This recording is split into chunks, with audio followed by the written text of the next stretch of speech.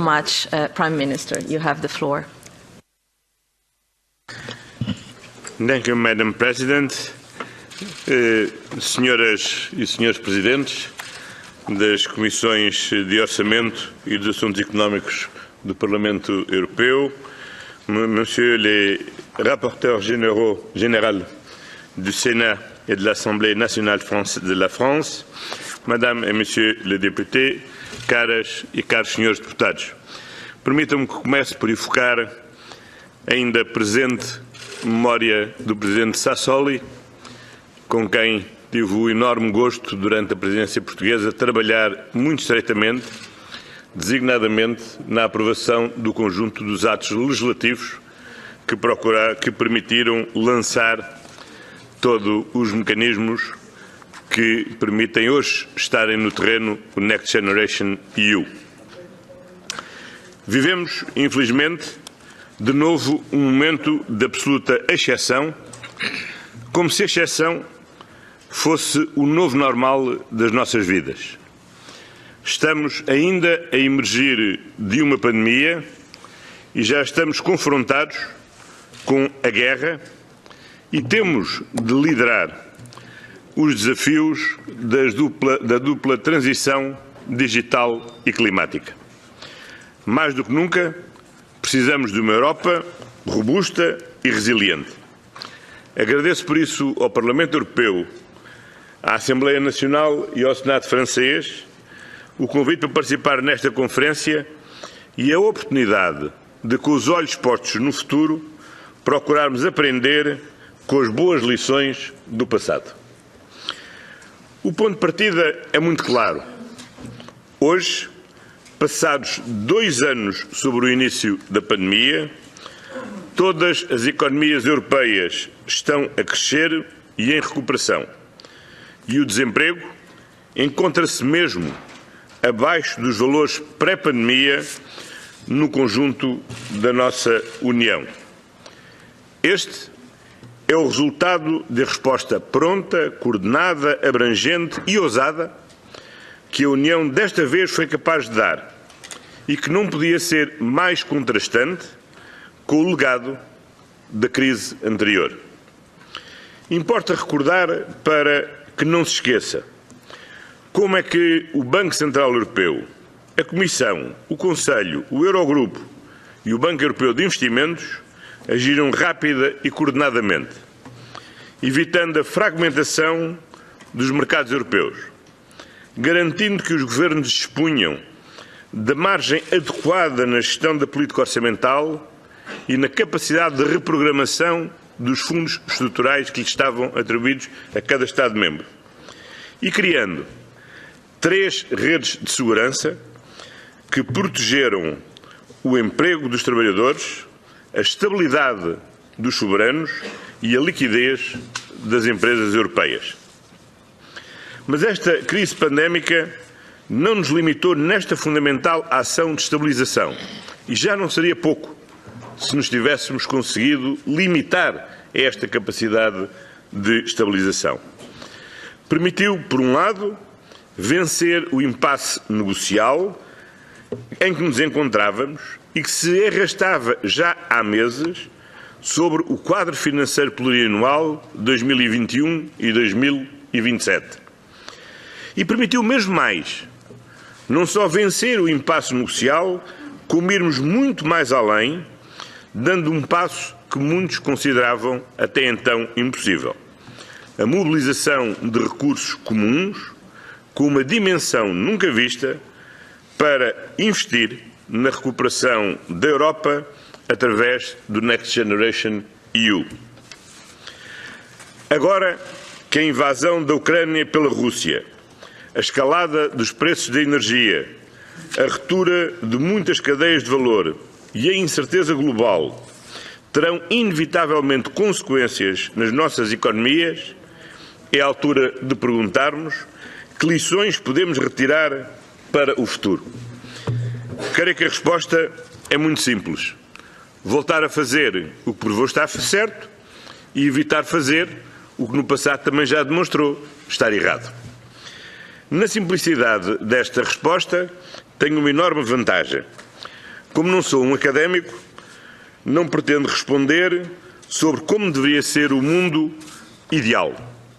Sou um político e, portanto, procuro centrar-me na resposta que um político pode dar. O que é necessário fazer, o que é possível fazer, com o sentido de urgência que a atual situação impõe. A primeira lição que devemos tirar é que as regras que são essenciais para o bom funcionamento da União Europeia e para o bom funcionamento, em particular, da zona euro. Não podemos ter uma moeda comum sem regras comuns. Mas todas as regras não prescindem da inteligência humana na sua aplicação. E uma das chaves do sucesso da nossa reação foi a forma inteligente como soubemos aplicar as regras que são comuns.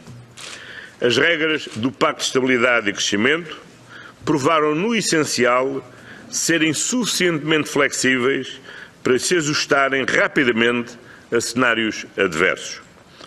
A recente comunicação da Comissão sobre a orientação da política orçamental não só refere a manutenção da regra geral de escape em 2022, como sublinha que a antecipada desativação em 2023 deverá ser calmamente reavaliada em face da incerteza crescente que estamos a viver. Não há, por isso, necessidade de abrir debates confrontacionais, designadamente a definição de novos limites quantitativos por via de alteração de tratados que dividem os 27 e seriam necessariamente morosos e dolorosos.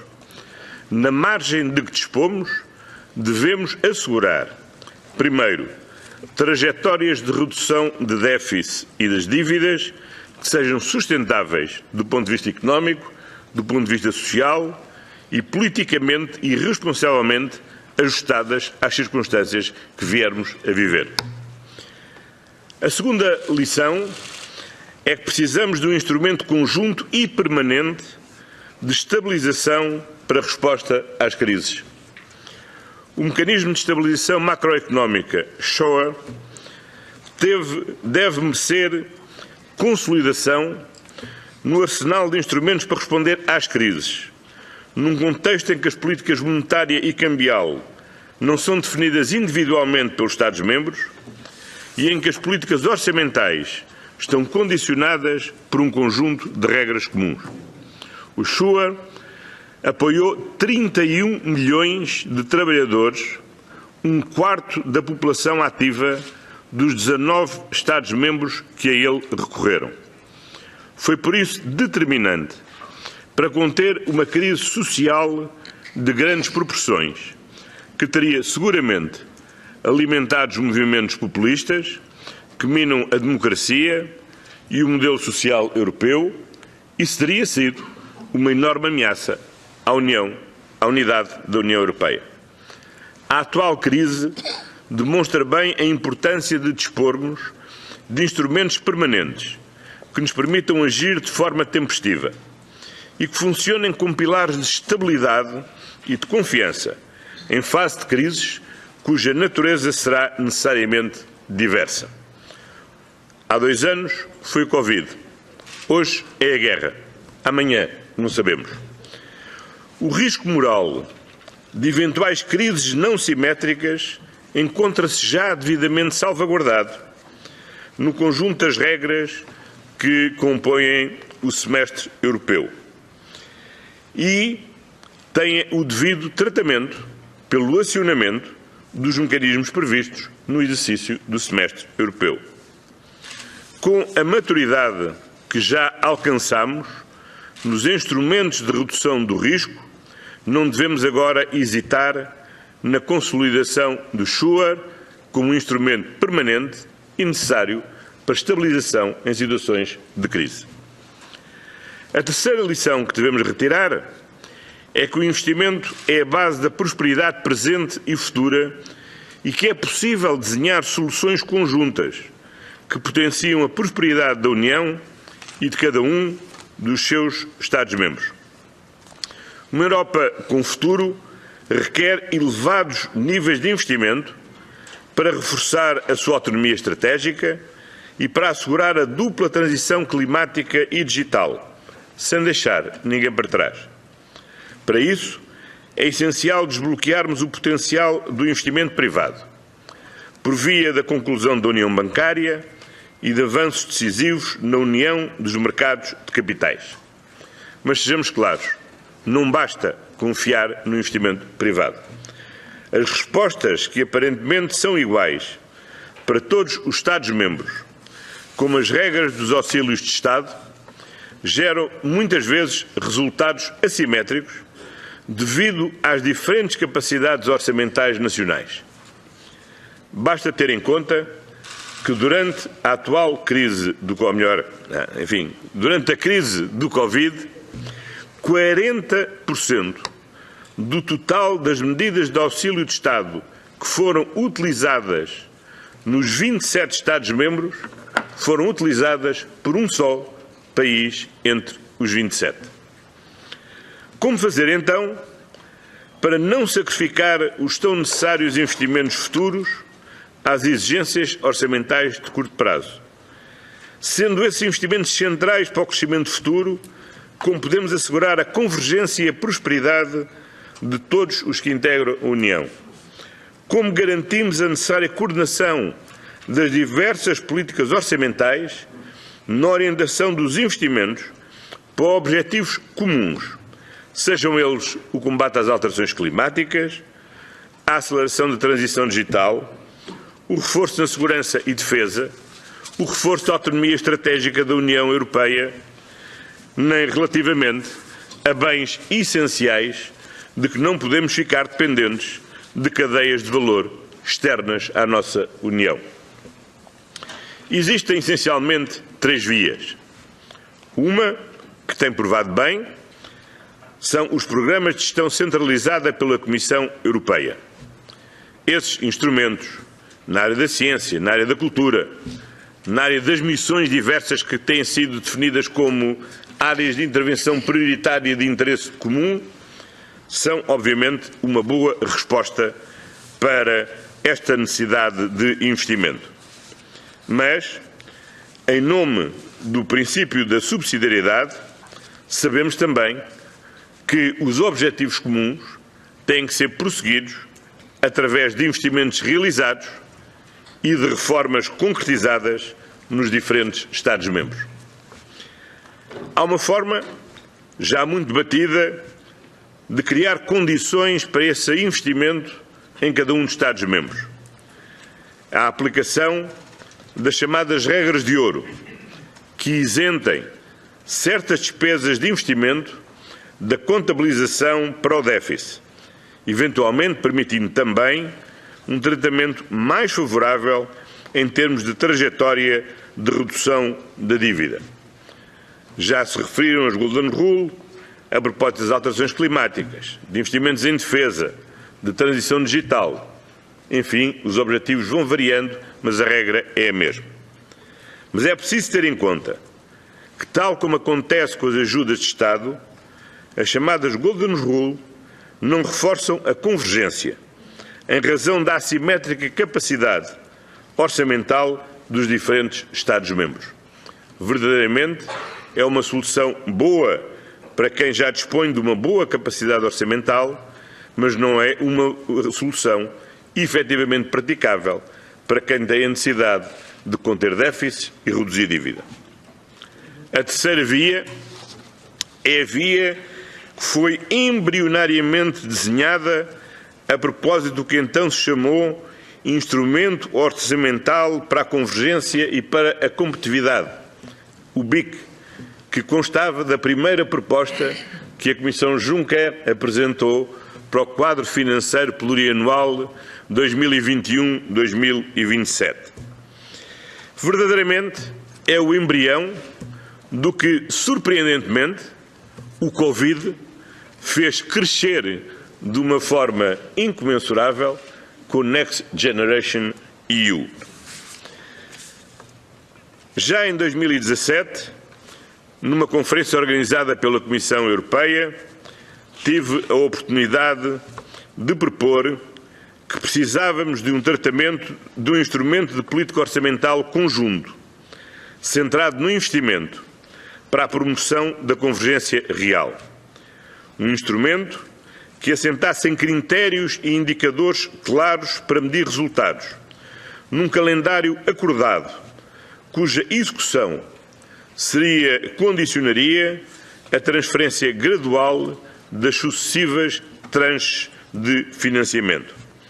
Era um modelo contratualizado entre cada Estado-membro e a Comissão Europeia e que, de um modo geral, foi transposto para o Next Generation EU e provou que é de facto possível merecer o acordo de todos os Estados-membros e também da Comissão Europeia.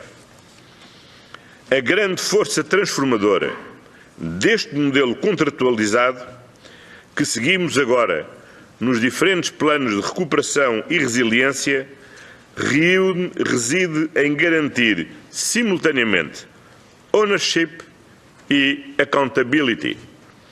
Por um lado, a ownership de programas desenhados por cada um dos Estados-membros, envolvendo decisores políticos, a sociedade civil, a sua administração pública e os diferentes atores locais. Mas também accountability, por permitir, em simultâneo, reforçar a confiança entre países através de mecanismos transparentes de avaliação e de monitorização com o acompanhamento permanente por parte da Comissão, dos demais Estados-membros, dos cidadãos, evitando assim confrontações entre países e reforçando a confiança mútua em que tem de assentar a nossa União. O que nos leva, por fim, à quarta e última lição que aqui queria retirar. O investimento em objetivos comuns deve resultar de uma verdadeira mutualização do esforço através de receitas próprias. Objetivos comuns exigem um esforço comum para os atingirmos. Só foi possível criar um mecanismo de recuperação e resiliência porque, pela primeira vez na história, houve uma emissão de dívida pela Comissão Europeia que será reembolsada por via das receitas próprias. Esta situação extraordinária permitiu-nos transformar um pequeno instrumento orçamental para a convergência e competitividade, dotado, de acordo com a proposta da Comissão Juncker, de 16,8 mil milhões de euros, no Next Generation EU, com 750 mil milhões de euros. Recordo-me bem como na preparação da nossa presidência e ainda antes da crise do Covid, tive a oportunidade de estar aqui no Parlamento Europeu, de falar com os representantes das diferentes famílias políticas, de reunir com o Presidente da Comissão de Orçamento e de então todos manifestarem esperança, mas muito ceticismo sobre a possibilidade de virmos a aprovar efetivamente este instrumento proposto pela Comissão Juncker para financiar a competitividade e a convergência. Bem sei que estávamos só a 2 meses de um facto extraordinário, mas que desconhecíamos, que era a pandemia Covid-19. E que esse facto teve um impacto tão transformador que o ceticismo rapidamente foi vencido e a ambição cresceu para uma dimensão nunca sonhada pelos mais otimistas que preparavam o quadro financeiro seguinte. Quebramos, finalmente, uma barreira que parecia intransponível, a da mobilização do financiamento comum com a escala de que a Europa precisa e, simultaneamente, suportado em recursos próprios, recursos da União. Urge avançar, por isso, para a definição desses recursos. O volume de investimentos que temos de mobilizar implica uma mudança de paradigma com receitas estáveis e suficientemente robustas para fazer face às necessidades. A União Europeia tem de acompanhar as transformações que resultam da integração europeia e da globalização e que exige uma abordagem supranacional em termos de receitas, por exemplo, as relativas à transição verde, à tributação das grandes empresas à escala global ou os mecanismos de ajustamento do carbono nas fronteiras da União Europeia. Propostas não faltam. O debate, creio que está também maduro. O que falta mesmo agora é decidir as decisões que temos de, efetivamente, adotar. A escalada dos preços da energia e a consequente inflação que preocupa os nossos cidadãos e angustia as nossas empresas, atesta bem a necessidade de respostas comuns, nomeadamente no campo da transição energética.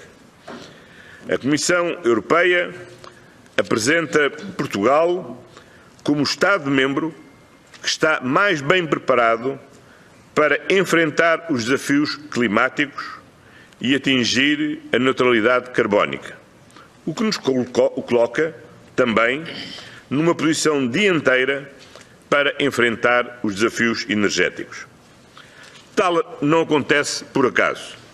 Tal acontece, por um lado, porque iniciámos cedo o processo de transformação verde, com investimentos significativos, suportados exclusivamente na tarifa de eletricidade que os portugueses vêm pagando nas últimas décadas e porque dispomos também de recursos naturais ímpares para assegurar esta transição de que outros Estados-membros não dispõem efetivamente.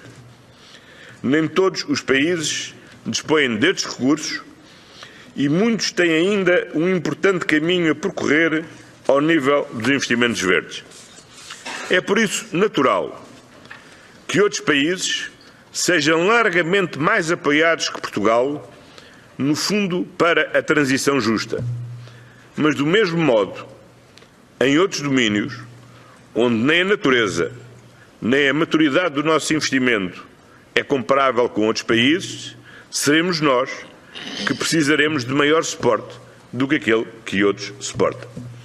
É neste sentido de solidariedade, de partilha do esforço, de comprometimento comum com objetivos comuns, que nós poderemos vencer os desafios que estamos pela frente. Não tenhamos ilusões. Nenhum dos desafios que temos pode ser vencido por qualquer um dos Estados-membros isoladamente, por maior que seja, por mais rico que seja. As alterações climáticas não se resolvem exclusivamente com os investimentos que fazemos e o avanço que temos em Portugal. Lamento. Precisamos mesmo que os outros nos acompanhem. Mas, do mesmo modo, a segurança e a defesa europeia não se bastará com a force de frappe da França. É mesmo preciso que os outros Estados-membros, Portugal inclusive, reforcem a sua capacidade de investimento em matéria de segurança e defesa. Seguramente, temos maior peso na economia global, não prescinde da capacidade de globalização da indústria alemã, mas exige que sejamos capazes de replicar, multiplicar esse esforço da Alemanha e essa capacidade da Alemanha no enorme potencial de todos os outros 26 Estados-membros. É por isso que os investimentos que temos pela frente têm que ser comuns porque são de interesse comum e têm que ser justamente repartidos entre todos, para que possamos todos alcançar o resultado que efetivamente pretendemos. Assim, defendemos para este e para os restantes desafios estruturais soluções mutualizadas que permitam que, em função dos seus pontos de partida e das suas necessidades, todos avancem na prossecução dos objetivos comuns. Só assim alinhamos de forma plena os objetivos, o financiamento e os recursos, todos eles verdadeiramente comuns. Permitam-me concluir. A materialização dos Planos Nacionais de Recuperação e Resiliência será um ponto de partida para refletirmos em conjunto se o seu modelo de verdadeira mutualização de objetivos, de financiamento e de recursos, o seu modelo assente numa base contratualizada, deve ter sido uma solução one-off, não repetível, se deve servir para financiarmos de forma estrutural e permanente objetivos comuns, tais como aqueles que elencamos na recente Declaração de Versailles, ou seja, investir de forma conjunta na redução das nossas dependências estratégicas em domínios-chave, como matérias-primas críticas, semicondutores, saúde, digital, segurança agroalimentar, ou se até elevamos o nosso grau de ambição e o transformamos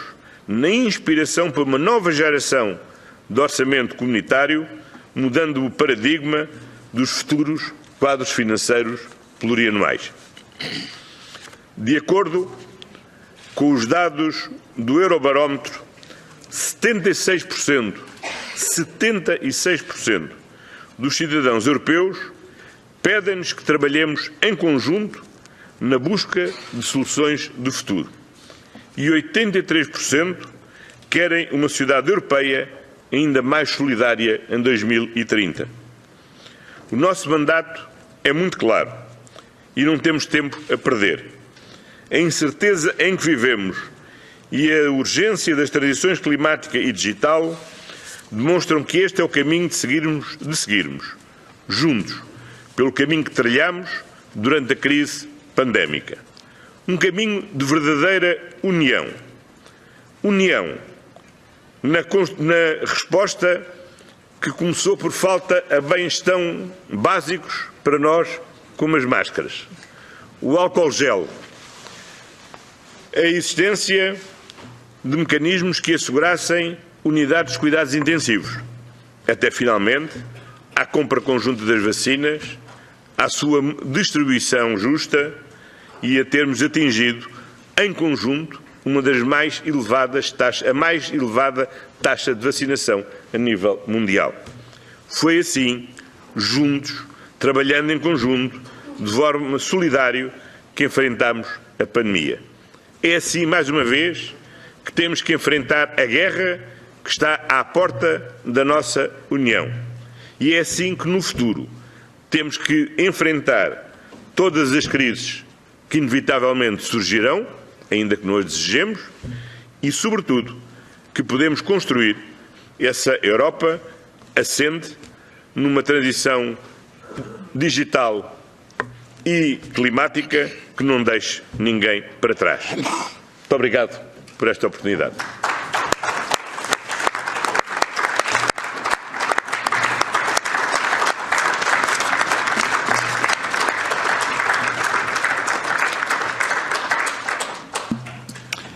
Thank you, Mr. Costa, for this opening statement. We now